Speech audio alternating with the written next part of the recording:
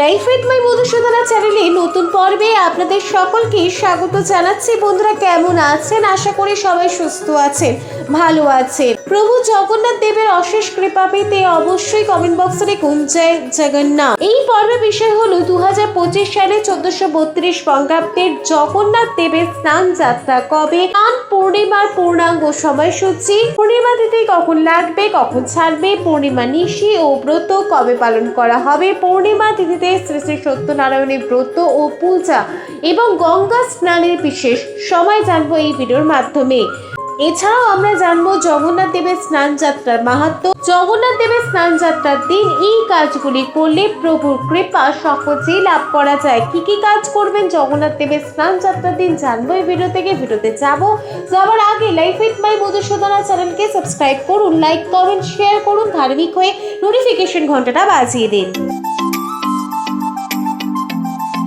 শাস্ত্র বলেছে যে জ্যৈষ্ঠ মাসের পূর্ণিমা তিথিতে স্বয়ংভূ মনু যজ্ঞের প্রভাবে জগন্নাথ দেব আবির্ভূত হয়েছিলেন। সেই কারণে এই তিথিকে জগন্নাথ দেবের জন্মদিন হিসেবে পালন করার নির্দেশ দিয়েছিলেন স্বয়ং মনুই। জগন্নাথ দেবের জন্মদিন উপলক্ষে এই বিশেষ তিথিতে তাই স্নান উৎসব পালিত হয়ে থাকে। জগন্নাথ, বলরাম ও সুভদ্রার রথযাত্রার 15 দিন আগে স্নান যাত্রা উৎসব পালন করা হয়। 108 ঘড়া জলে স্নান করে গরমের পর শরীর শীতল করেন জগন্নাথ, বলরাম ও সুভদ্রা। আর তারপরে প্রবল জ্বরে কাবু হন মহাপ্রভু জগন্নাথ, বলরাম, সুভদ্রা।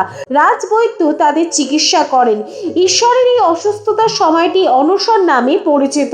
এই সময় ভক্তেরা দেবতার দর্শন পান না। জ্যৈষ্ঠ পূর্ণিমা তিথিতে স্নান যাত্রা হয় বলে একে স্নান পূর্ণিমা বা দেব স্নান পূর্ণিমা বলা হয়ে থাকে।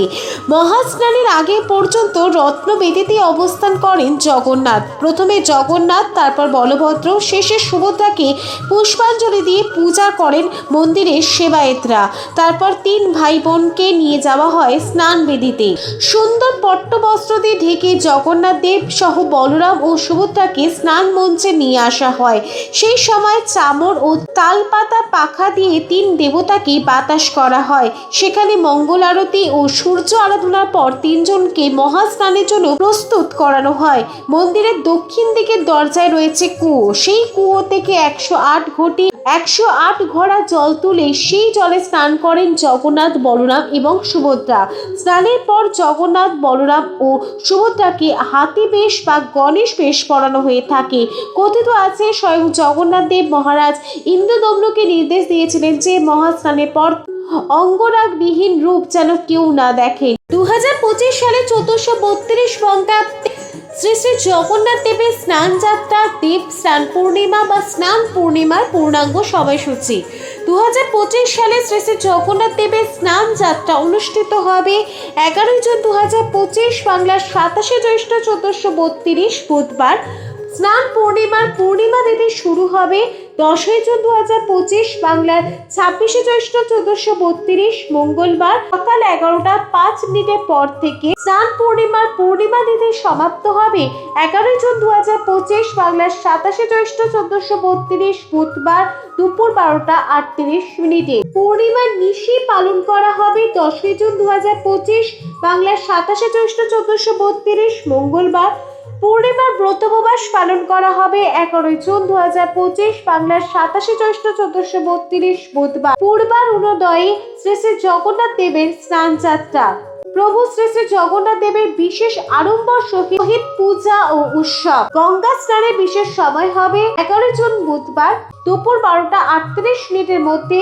জ্যেষ্ঠা নক্ষত্র যুক্ত জ্যৈষ্ঠী পূর্ণিমায় গঙ্গা স্নানের সর্বপাপক্ষয় ফল ও পুরুষোত্তম দর্শনে 21 কুলোদ্ধারণ কামনা পূর্বক বিষ্ণুলোক গমন ফল ও অক্ষয় পদ প্রাপ্তি। স্নান পূর্ণিমা জগন্নাথ দেবের স্নান যাত্রা দেব স্নান পূর্ণিমা একটি অত্যন্ত পবিত্র দিন। এই দিন যে কোনো শুভ কাজ করলে খুব ভালো ফল লাভ করা যায়। এই উৎসব দেশের নানা জায়গায় পালন করা হয়। স্নান যাত্রার দিন যদি কিছু উপায় করা হয় তাহলে সৌভাগ্যকে বজায় রাখা যায় সারা বছরের জন্য। স্নান যাত্রার দিন গঙ্গা স্নান অবশ্যই করতে হবে। যদি সম্ভব হয় আপনার পক্ষে তাহলে গঙ্গা স্নান করার পর নতুন বস্ত্র ধারণ করুন। তারপর জগন্নাথ, বলরাম এবং সুভদ্রা বিগ্রহকে স্নান করান। গঙ্গা জল, কেশর, চন্দন, ঘি, কাঁচা দুধ একত্রে মিশিয়ে জগন্নাথ, বলরাম এবং সুভদ্রাকে স্নান করান। স্নান করানোর পর এই তিন দেব দেবীর বিগ্রহকে হলুদ বস্ত্র পরিয়ে দেওয়ার চেষ্টা করুন। প্রভু জগন্নাথ, প্রভু বলরাম এবং দেবী সুভদ্রাকে তুলসী পাতা ও তুলসী পাতার মালা দিয়ে সুন্দর করে সাজিয়ে তুলুন। সুগন্ধি ফুলের মালা পরিয়ে দিন। এরপর সেই দিন একটি পদ্ম ফুল অবশ্যই প্রভুদের অর্পণ করুন। জগন্নাথ দেবের মন্ত্র বলতে বলতে চন্দন সহকারে তুলসী পাতা ও ফুল অর্পণ করুন। তারপর তিন প্রভুদের আরতি করুন। আরতি সম্পন্ন হলে পরিবারের সকল সদস্যদের মধ্যে প্রসাদ বিতরণ করুন। এই দিন সাধ্যমতো কম বয়সী শিশুদের মধ্যে খাদ্য সামগ্রী, ফল, লেখাপড়া জিনিসপত্র দান করতে পারে। এছাড়াও ব্রাহ্মণদের অন্ন বস্ত্র দান করা অত্যন্ত শুভ বলে মনে করা হয়। এই দিন বাড়িতে অবশ্যই নিরামিষ আহার গ্রহণ করবেন, নিরামিষ রান্না করবেন। আর স্নান যাত্রা দিন বাড়ি থেকে কোনো টাকা কাউকে ধার দেবেন না। এই দিন টাকা পয়সা লেনদেন একেবারেই করবেন না। বাড়িতে আমিষ আহার, ঝগড়া অশান্তি একেবারেই করা উচিত নয়। লাইফ উইথ মাই মধুসূদনা চ্যানেলের সঙ্গে থাকার জন্য অনেক অনেক ধন্যবাদ।